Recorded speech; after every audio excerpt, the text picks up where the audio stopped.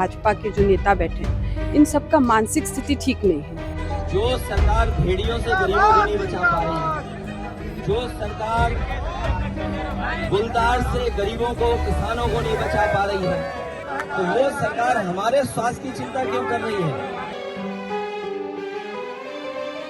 लेकिन इस सरकार ने जानबूझ करके उसको रोका है और साजिश ये है कि ये वर्ल्ड क्लास जो बिल्डिंग बनी है उसको बेच दिया जाए, क्योंकि ये सरकार बेच करके लाभ लेना चाहती है। साफ तौर पर दिखा रहा है कि अघोषित आपातकाल उत्तर प्रदेश में है।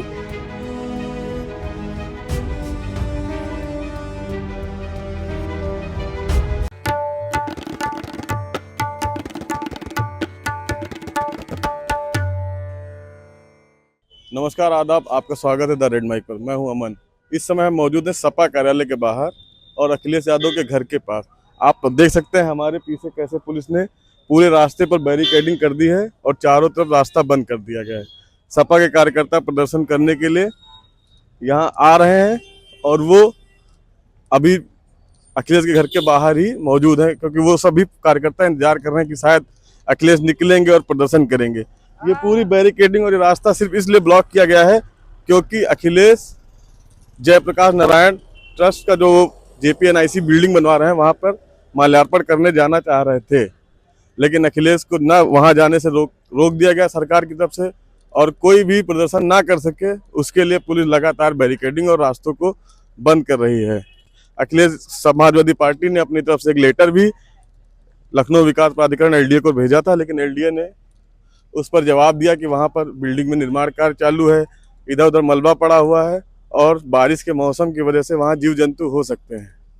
चलिए अभी हम अखिलेश घर के बाहर भी पहुँचेंगे और आगे भी आपको जानकारी देंगे। अखिलेश यादव JPNIC की प्रतिमा अपने घर के बाहर ही लगाकर कार्यकर्ताओं के साथ, जहाँ पर पुलिस ने यूपी पुलिस ने बैरिकेडिंग की थी, वहीं पर माल्यार्पण करके वापस अपने घर की तरफ जा रहे हैं।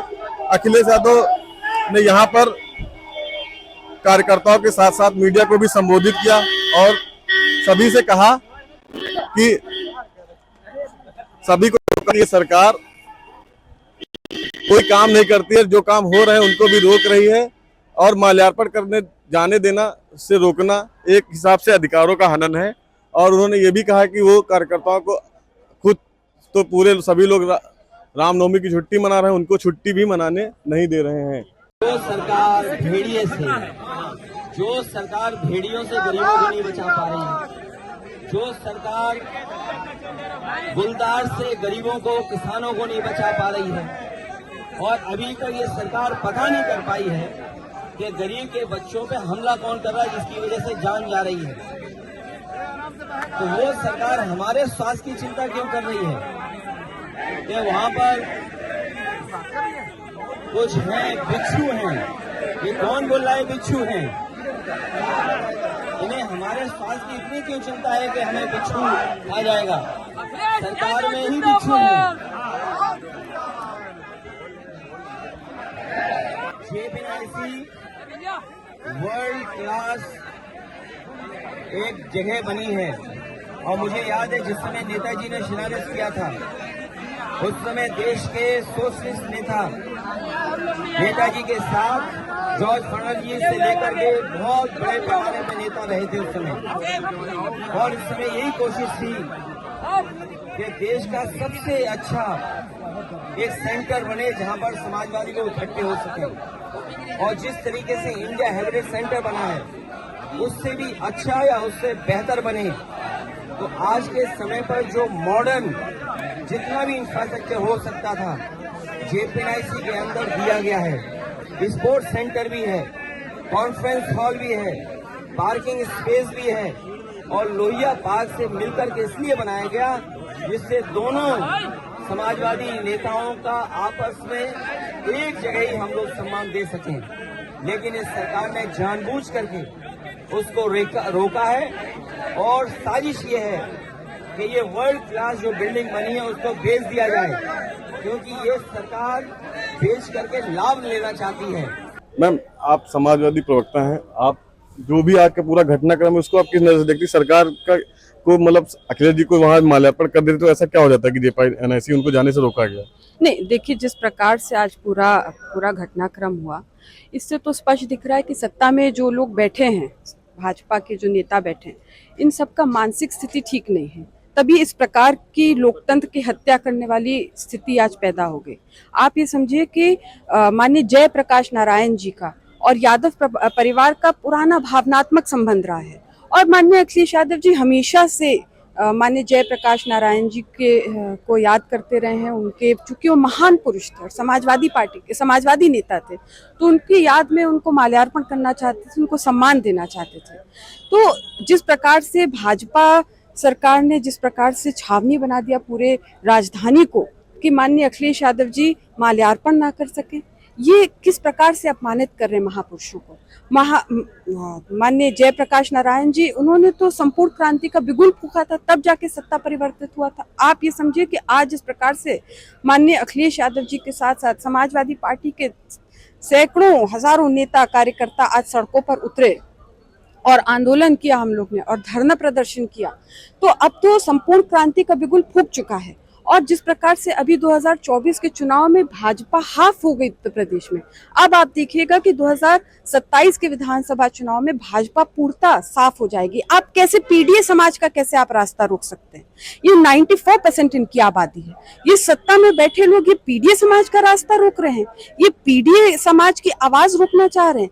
हम सम्मान देना चाहते हैं अपने नेताओं को, जो हमारे नेता हैं, समाजवादी नेता हैं, हम सम्मान देना चाहते। आप सम्मान देने से रोक रहे हो। और माननीय अखिलेश यादव जी ने आज स्पष्ट कर दिया, क्योंकि आज त्योहार का दिन है, और किस प्रकार से आपके इस प्रकार से भाजपा सरकार के इस लोकतांत्रिक हत्या करने के काम को जिस प्रकार से देखा जाए, तो आज त्योहार का दिन है। आपने महापाप कर दिया, जो लोगों को सड़कों पे आना पड़ा। पुलिस कर्मचारी को आपने पूरा छावनी बना दिया है, जेपीएनआईसी, वहां पुलिस के लोगों को आपने तैनात कर दिया, वो बैठे हैं धूप में गर्मी में। आपने लोकतंत्र की हत्या की, उनको भी आप अपना त्योहार नहीं मनाना दे रहे हैं। तो ये एक तरह से महापाप है। ये सरकार, सत्ता में जो बैठे लोग हैं, ये महापापी लोग हैं। और भाजपा दरअसल ये एक पार्टी नहीं है, दरअसल भाजपा गिरोह है, ये एक गैंग है। ये मैं ये सवाल पूछ रहा था मैम, अभी जैसे आप कहें 27 में पूरी तरीके से साफ हो जाएंगे, 27 से पहले अभी 10 सीटों पे उपचुनाव होने हैं, नेक्स्ट मंथ शायद होंगे चुनाव, तो आपको क्या लगता है इन 10 सीटों में से सपा कितनी सीटें जीत पाएगी? 10, देखिए जो 10 सीटों पर उपचुनाव होने वाले हैं, तो ये 10 सीटों के उपचुनाव पर 10 नंबरी भाजपा का होगा पूर्णतः सफाया। समाजवादी पार्टी और इंडिया गठबंधन का जबरदस्त परचम लहराएगा 10 की 10 सीटों पर। और आप देखिएगा जिस प्रकार से मिल्कीपुर में पहले राम जी ने आशीर्वाद दिया तो अयोध्या सीट हम लोग जीते, अवधेश प्रसाद जी जीते। अब मिल्कीपुर में, चूंकि मिल्कीपुर में रोज योगी जी अक्सर जाते रहते हैं, तो मिल्कीपुर में अब हमारे जो प्रत्याशी हैं वो भी राम जी के प्रसाद, उनको भी मिला है, तभी उनका नाम अजीत प्रसाद है। अब आप देखिएगा कि अजीत प्रसाद जीतेंगे। और इसी प्रकार पूरे उत्तर प्रदेश में 10 के 10 उपचुनाव की सीटों में आप देखिएगा समाजवादी पार्टी और इंडिया गठबंधन का जबरदस्त परचम लहराएगा। हम बहुत आगे निकल चुके हैं, हमारी तो सीटें डिक्लेयर हो चुकी हैं। आप देखिए कि भाजपा की कोई तैयारी नहीं, दूरबीन लेकर ढूंढ रहे हैं वो उम्मीदवार की, कोई उम्मीदवार मिल जाए उनको इन सीटों पर लड़ने के लिए, कोई तैयार नहीं है। इनको थर्राहट है, घबराहट है। पीडीए समाज से 94% पीडीए समाज से थर्रा रही है, घबरा रही है कि पीडीए समाज हमारा पूर्णतः सफाया करेगा। इनको उम्मीदवार नहीं मिल रहे, हमारी तो लिस्ट आउट हो गई है। ठीक है मैम, आपसे मिलते चुनाव के बाद हम देखें आप 10 जीतते कि कितने। Thank you. पूरे रेड माइक से आप बात करने में बहुत बहुत धन्यवाद। पहले आप ये बताइए कि आप ये जो पूरा मामला हुआ कल रात से लेकर आज सुबह तक, इसको आप किस नजर से देखते हैं? देखिए, ये साफ तौर पर दिखा रहा है कि अघोषित आपातकाल उत्तर प्रदेश में है। और जब आप सोचिए कि पूर्व मुख्यमंत्री जी को माल्यार्पण करने नहीं जाने दिया जा रहा है, जो वर्तमान में सांसद हैं, समाजवादी पार्टी के राष्ट्रीय अध्यक्ष हैं और समाजवादी विचारधारा के इस समय सबसे बड़े नेता इस देश के अखिलेश यादव जी हैं, तो ये सोचने का विषय है कि आखिर इस समाजवाद शब्द से, लाल टोपी से, समाजवादी विचारधारा से आगे सरकार को इतनी दिक्कत क्यों है, समस्या कहाँ पर है? तो समस्या ये है कि समाजवादी पार्टी और समाजवादी पार्टी के नेता अखिलेश यादव जी सभी वर्गों के विकास की बात करें, और जब से उन्होंने पीडीए का नारा दिया है तब से भारतीय जनता पार्टी बौखलाई हुई है। और 24 में जिस तरह से इनका सुपड़ा साफ हुआ है, 27 में बड़ा परिवर्तन होने जा रहा है। और कहते हैं ना, जब दिया अंतिम समय में होता है तो फड़फड़ाता जाता है, तो ये वही योगी नामक दिया है जो फड़फड़ा रहा है और निश्चित तौर पर बुझेगा। मैम, लास्ट ईयर भी अखिलेश जी को रोका गया था माल्यार्पण करने से, वो सबने देखा कि गेट फांद के गए थे। इस बार तो बैरिकेडिंग करके वहां तक जाने नहीं दिया गया। लास्ट ईयर लोकसभा के चुनाव हुए, इस बार अभी 10 सीटों के उपचुनाव हाल ही में होने हैं। तो आप लोगों को क्या लगता है इसका इम्पैक्ट वहां पे पड़ेगा? एग्जैक्टली जब से पीडीए की रणनीति में बात हुई है, जब से पिछड़े, दलित, अल्पसंख्यक, आदिवासी सभी समाज के लोग एक साथ अखिलेश यादव जी के नेतृत्व में इस देश में परिवर्तन की बागडोर को आगे बढ़ा रहे हैं, तब से ही भाजपा डरी हुई है। और यही कारण है कि इस तरह के कृत्य किए जा रहे हैं। आप सोचिए, हम तो ये मानते हैं जेपी तो आंदोलन से निकले हुए नेता थे, और जेपी को याद हमने आज आंदोलन के बीच में ही करा है। हम वैसे माल्यार्पण करते हैं, लेकिन जिस तरह का आंदोलन हुआ है वो साफ तौर पर दिखाता है कि एक इमरजेंसी के खिलाफ जेपी ने लड़ाई छेड़ी थी और दूसरी इमरजेंसी के खिलाफ माननीय अखिलेश यादव जी लड़ रहे हैं। अभी आपका मतलब आगे का क्या प्रोसेस है? समाजवादी लोग कैसे काम करेंगे?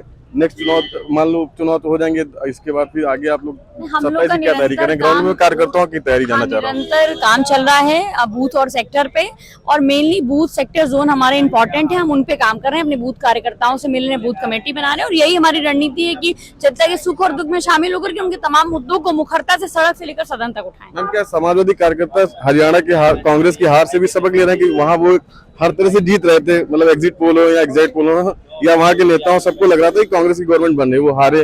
क्या आप लोगों की वजह से यहाँ पे आप लोग लगता है कि हम लोग आएंगे सत्ता में, क्योंकि आप लोग 37 सीटें सांसद या अभी जीती गए हैं लोकसभा चुनाव में, तो आगे क्या आप लोग उस टाइप से उनसे सबक ले रहे हैं कि नहीं ले रहे हैं? आत्मविश्वास अच्छा होता है, लेकिन अति आत्मविश्वास खराब होता है, और किसी भी चीज की अति खराब होती है। तो हम लोग ओवर कॉन्फिडेंस में नहीं है।